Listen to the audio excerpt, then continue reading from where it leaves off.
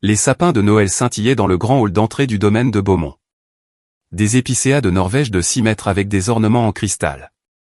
60 invités remplissaient les salles de marbre, le champagne coulait à flots, admirant le manoir victorien qui se dressait là depuis 1952. Ma mère posait sur l'escalier en colimaçon, vêtue de soie rouge, comme si elle était la propriétaire des lieux. Ce n'était pas le cas. Puis-je avoir votre attention à tous, lança maman en tapotant son verre. Le brouhaha cessa. Ma sœur aînée, Sophie, se plaça au premier plan, son fiancé Antoine à ses côtés, tous deux rayonnants d'anticipation. Ce soir, je veux annoncer un cadeau de Noël très spécial, dit maman, sa voix portant à travers le hall. Sophie et Antoine se marient en juin, et nous leur offrons l'aile entière du domaine de Beaumont. Les applaudissements fusèrent. Sophie poussa un cri de joie. Je me tenais près de l'entrée de la bibliothèque, un verre de lait de poule à la main, observant la scène avec une curiosité détachée. 5 chambres, 3 salles de bain, une cuisine privée, une entrée séparée, continua maman. Nous avons déjà engagé des décorateurs. Ce sera leur propre maison au sein du domaine familial. Plus d'applaudissements. Sophie faisait visiter son aile à ses amis comme si elle venait d'être couronnée reine. Et nous donnerons l'aile ouest à Michel quand il se mariera, maman fit un geste vers mon jeune frère, qui leva le poing de l'autre côté de la pièce. Je pris une gorgée de lait de poule et vérifiai mon téléphone. J'ouvris l'email que j'avais reçu il y a 3 jours du cabinet Dubois et Martin, avocat spécialisé en succession. Objet, activation de la fiducie, domaine de Beaumont. Les documents joints confirmaient ce que je savais depuis 4 ans. Je possédais tout ce domaine. Je le possédais depuis mes 25 ans. Discrètement, j'envoyai un texto à mon avocat. Ils viennent de donner les laits. Activez tout. L'équipe de sécurité est prête. Dites-moi quand. Minuit. Laissez-les profiter du réveillon de Noël d'abord. Ce que ma famille ne savait pas, le testament de mon grand-père avait laissé le domaine de Beaumont en fiducie pour être activé lorsque le plus jeune petit enfant aurait 25 ans. Un conseil indépendant devait choisir un petit enfant comme bénéficiaire principal en fonction de sa responsabilité financière, de son éducation et de sa maturité. Il m'avait choisi il y a 4 ans. Pas Sophie, avec 85 000 € de dettes de carte de crédit et 2 abandons d'études universitaires à son actif. Pas Michel, renvoyé de 3 emplois et qui se cherchait, actuellement en Europe aux frais de maman. Moi, la discrète cadette avec un diplôme en finance et une carrière stable, qui n'avait jamais demandé d'argent à la famille. Depuis 4 ans, j'étais la propriétaire légale, payant les impôts fonciers, 15 500 € par an, couvrant l'entretien, l'assurance, les charges et les salaires du personnel. Investissement total, 1,1 million d'euros. Et il n'en avait aucune idée. J'avais voulu voir ce qui se passerait s'il ne le savait pas. S'il m'inclurait dans les décisions, s'il me traiterait comme si j'avais de l'importance. Il s'est avéré qu'ils se sont partagés ma maison sans me le demander. Le dîner était composé de canards rôtis et de pommes de terre à la truffe. J'étais assise entre ma tante Caroline et mon cousin Jacques, écoutant Sophie planifier sa rénovation. Des comptoirs en marbre dans la cuisine, dit Sophie. Et on va enlever cette vieille cheminée. Tellement démodée. Cette cheminée était d'origine, installée par mon grand-père, et valait 42 000 €. Et la bibliothèque ? Demanda Antoine. Salle de sport. La bibliothèque contenait des éditions originales d'une valeur de plus de 190 000 €. La collection de grand-père. Absolument, dit maman. Grand-père voudrait que vous vous l'appropriez. Grand-père aurait eu une crise cardiaque. Et toi, Claire, demanda tante Caroline. Toujours dans cet appartement en centre-ville. Pour l'instant. Quand tu te marieras, tu devrais prendre les quartiers des domestiques, suggéra Michel. C'est plutôt bien pour ce que c'est. Les quartiers des domestiques, l'ancien bureau de grand-père, où il m'avait enseigné les investissements et la gestion immobilière. Je m'en souviendrai, dis-je d'un ton neutre. Maman leva son verre, à la famille, à la tradition, à la nouvelle génération qui fera de cette maison son foyer. Je levai mon verre mais ne bus pas, me contentant de les regarder célébrer le don de pièces dans une maison que je finançais depuis 4 ans. À 23 heures, je m'excusai pour aller à la bibliothèque et appeler le cabinet Dubois et Martin. Ils se sont partagés tout le domaine, prévoyant de vider la bibliothèque et d'enlever la cheminée d'origine sans la permission du propriétaire, qu'ils n'ont pas. C'est le moment. Vous êtes sûr ? C'est le réveillon de Noël. Il prévoit de détruire la bibliothèque de grand-père. Je suis sûr. La sécurité arrive à minuit. Votre mère et vos frères et sœurs seront informés et auront des options, rester en tant que locataire pour 7 500 € par mois ou quitter les lieux sous 60 jours. Après avoir raccroché, je restais parmi les livres de grand-père, des éditions originales de Proust, Camus, Sartre.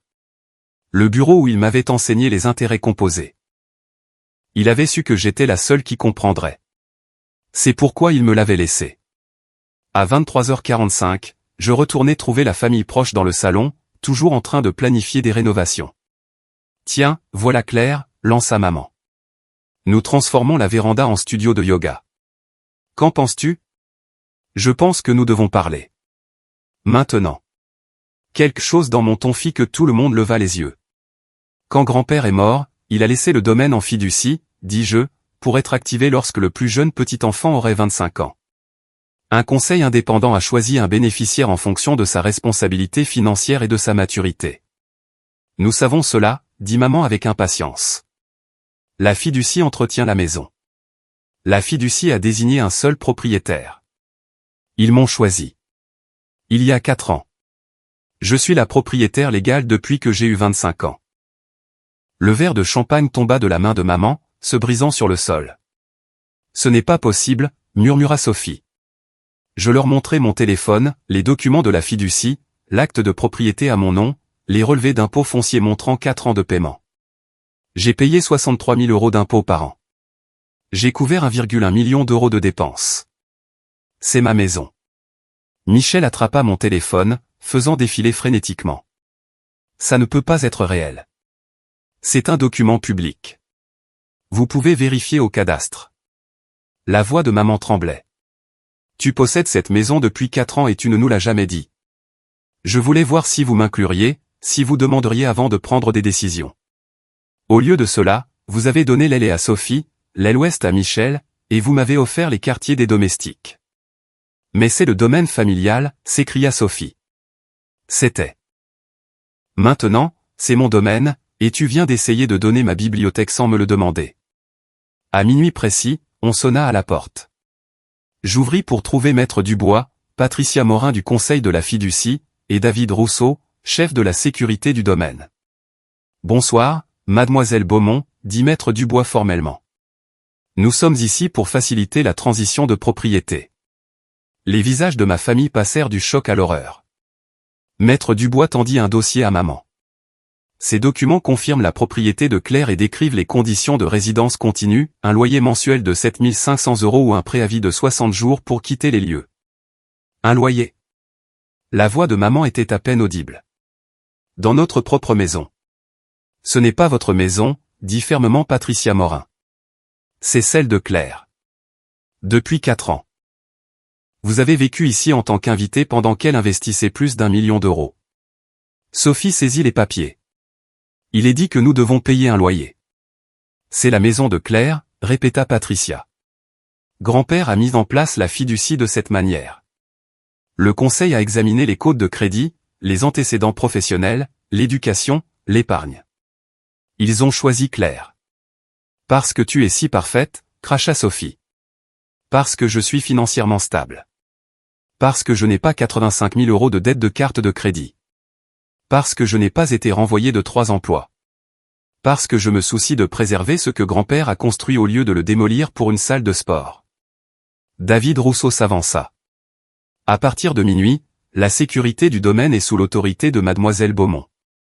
Toutes les portes extérieures ont été reclées. De nouveaux codes ont été définis. Seule mademoiselle Beaumont y a accès. Tu as changé les serrures? Maman semblait sur le point de s'évanouir. Procédure standard de transition de propriété, dit David. Sophie se tourna vers moi, le visage déformé par la rage. Je te déteste. Tu voles notre maison. Je la possède. Je l'ai possédée. Vous avez essayé de donner des pièces de ma maison sans me le demander. Maman s'effondra dans un fauteuil. Que veux-tu de nous? Je veux que vous me voyiez comme la personne qui a sauvé ce domaine et l'a entretenu pendant 4 ans pendant que vous le teniez pour acquis. Vous avez donné ma bibliothèque. Vous avez essayé d'enlever la cheminée de grand-père. Vous m'avez offert les quartiers des domestiques. Vous m'avez prise pour acquise de toutes les manières possibles. Maître Dubois jeta un coup d'œil à sa montre. Mademoiselle Beaumont a réservé des chambres d'hôtel pour tous ceux qui ont besoin de temps pour réfléchir, payés pour la semaine. Tu nous mets dehors à Noël? La voix de Michel se brisa.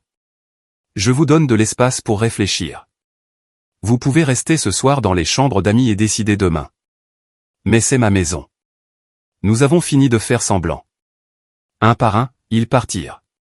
Sophie sortit en trombe sans un mot. Michel attrapa son manteau. Tante Caroline s'éclipsa discrètement. Maman fut la dernière à bouger. Je t'ai élevé. Je t'ai tout donné. Et c'est comme ça que tu me rembourses? Tu m'as tout donné sauf la reconnaissance. Grand-père me l'a donné, et il m'a donné cette maison. Il a fait une erreur.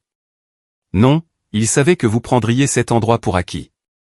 Il savait que Sophie et Michel n'étaient pas prêts, alors il l'a laissé au seul petit enfant qui en prendrait soin. Elle se dirigea vers la porte. Ne m'attends pas à ton mariage ou à Noël l'année prochaine. J'ai fait mon choix il y a 4 ans en acceptant cette responsabilité.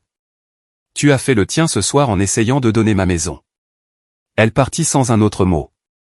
Après le départ des avocats, je me promenais seul dans le domaine. Je me retrouvais dans l'ancien bureau de grand-père, les quartiers des domestiques. Dans son tiroir de bureau se trouvait une enveloppe avec mon nom. Je l'avais trouvée des années auparavant, mais ne l'avais jamais ouverte. Ce soir semblait le bon moment. Claire, si tu lis ceci, tu as été choisie comme propriétaire du domaine. Je suis fier de toi. Le conseil t'a choisi parce que tu comprends. La richesse ne consiste pas à avoir de l'argent, c'est une question de responsabilité et de sacrifice. Tes frères et sœurs voient cette maison comme un prix. Tu la vois comme un héritage à protéger. Ils ne comprendront pas. Ils te traiteront d'égoïste. Ils diront que j'ai fait une erreur. Ce n'est pas le cas. Cette maison a besoin de quelqu'un qui en prendra soin correctement, quelqu'un qui comprend qu'être un Beaumont signifie préserver ce que nous avons construit. Reste ferme. Fais ce qui est juste. Avec tout mon amour, grand-père. Je l'ai lu 3 fois, les larmes coulant sur mon visage. Il avait su. Il avait su exactement ce qui se passerait ce soir. 3 jours plus tard, maman signa le bail. Une formalité froide remplaça la chaleur entre nous. Sophie déménagea en 2 semaines, m'envoyant une facture pour préjudice moral. Mon avocat la lui retourna poliment. Michel prit la suite d'invités du 3e étage, paya son loyer et m'évita complètement. Le domaine était calme maintenant. Plus de fêtes, juste moi et une maison qui était enfin, officiellement, la mienne. Mon cousin Jacques m'envoya un texto, « Grand-père a toujours su que c'était à toi. Il disait que tu étais la seule qui écoutait vraiment. Je suis fier de toi. » Ce n'était pas le pardon de tout le monde, mais c'était quelque chose. L'aile resta intacte. La bibliothèque resta intouchée. La cheminée de grand-père continua de réchauffer une maison enfin entre de bonnes mains. 2 mois après Noël, je me trouvais dans le bureau de grand-père, examinant des devis de rénovation. Le domaine avait besoin de mise à jour, pas des comptoirs en marbre et des salles de sport de Sophie, mais des infrastructures essentielles, nouvelle plomberie dans l'aile ouest, réparation du toit, amélioration du système de chauffage, ventilation et climatisation dans les quartiers des domestiques. Mon téléphone sonna. Numéro inconnu. Claire Beaumont à l'appareil. Ici Jennifer Dubois de Belle Demeure. Nous faisons un reportage sur la préservation des domaines historiques, et votre nom a été mentionné. Seriez-vous intéressé par une interview? J'hésitais. Comment avez-vous eu mon nom? Patricia Morin du conseil de fiducie de votre grand-père. Elle a mentionné que vous faites un travail remarquable pour préserver un domaine victorien de 1952. Nous adorerions présenter cette histoire. Je vais y réfléchir. Encore une chose. Nous avons entendu dire qu'il y a eu des drames familiaux autour de l'héritage. Nos lecteurs adorent ces angles d'intérêt humain. Je raccrochai sans répondre, mais l'appel me fit réfléchir. Le domaine avait été un secret de famille pendant si longtemps. Peut-être était-il temps de raconter la véritable histoire. Une semaine plus tard, je reçus un appel de maman. La première fois qu'elle me contactait directement depuis Noël. Des journalistes appellent, dit-elle sans préambule, posant des questions sur le domaine, sur le testament de grand-père, sur toi. Belle Demeure veut faire un reportage. Tu ne peux pas faire cette interview. Ça va humilier la famille. La famille s'est humiliée elle-même quand elle a essayé de donner ma maison. Silence. Puis, Sophie a des difficultés. Le mariage est annulé. Elle ne peut pas payer son loyer. Elle demande si elle peut revenir en tant que locataire. Elle n'a pas 7500 € par mois, Claire. Tu le sais. Alors elle doit trouver quelque chose qu'elle peut se permettre. Il y a des appartements en centre-ville pour 1100 €. Ce sont de minuscules studios dans de mauvais quartiers.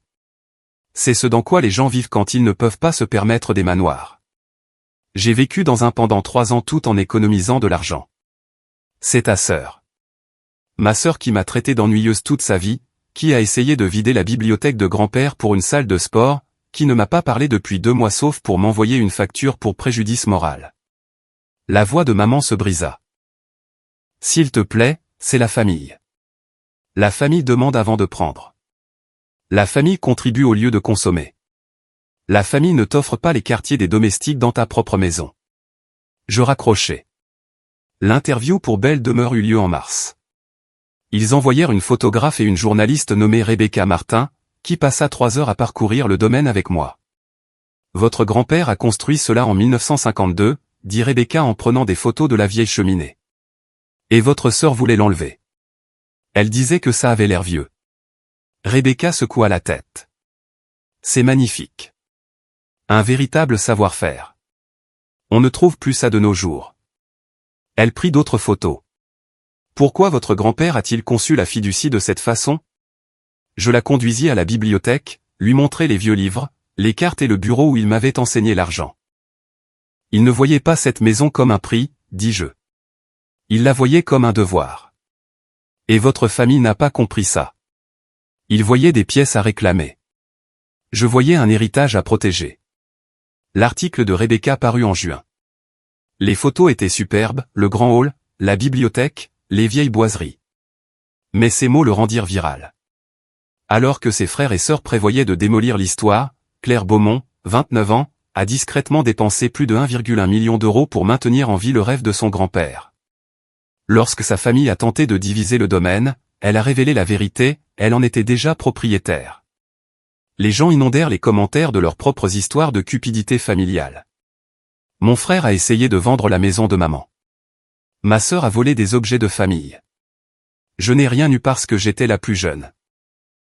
L'histoire se répandit rapidement, plus d'interviews, de podcasts, une offre de livres, et un texto furieux de ma sœur Sophie. Tu nous as fait passer pour des monstres. J'espère que tu es contente.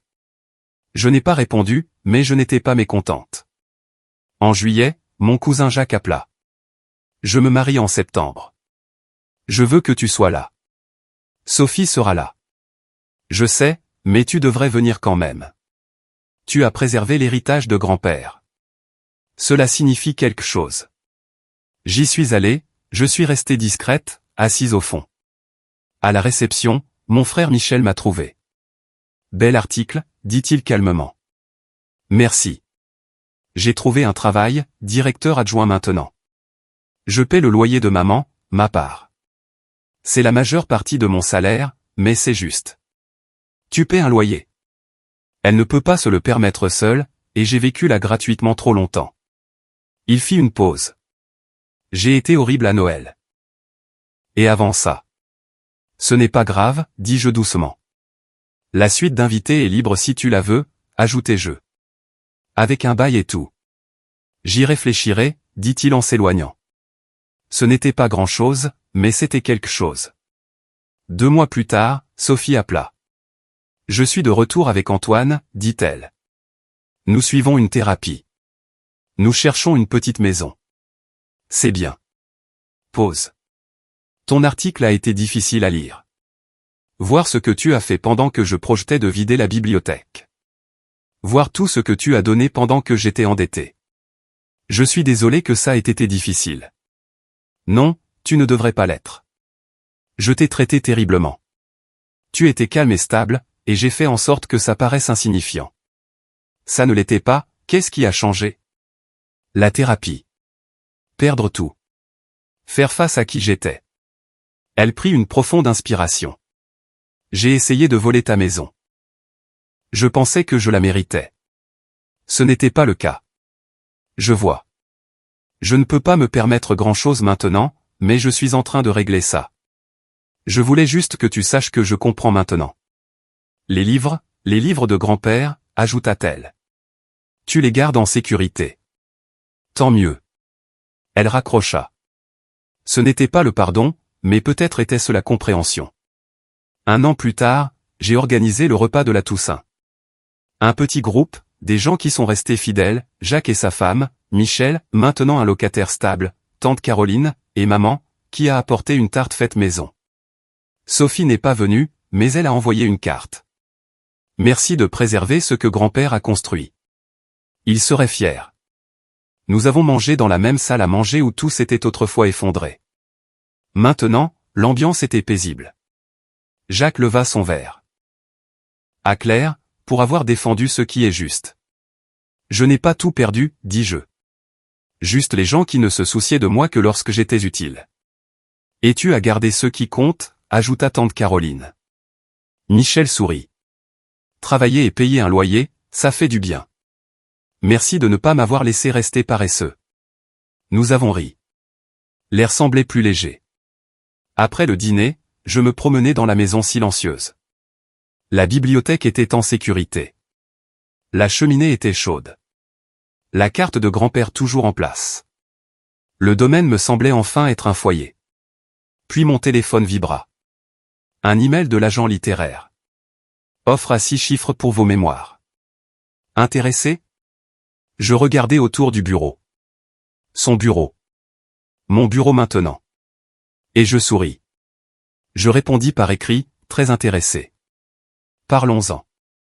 Grand-père a construit le domaine. Je l'ai sauvé.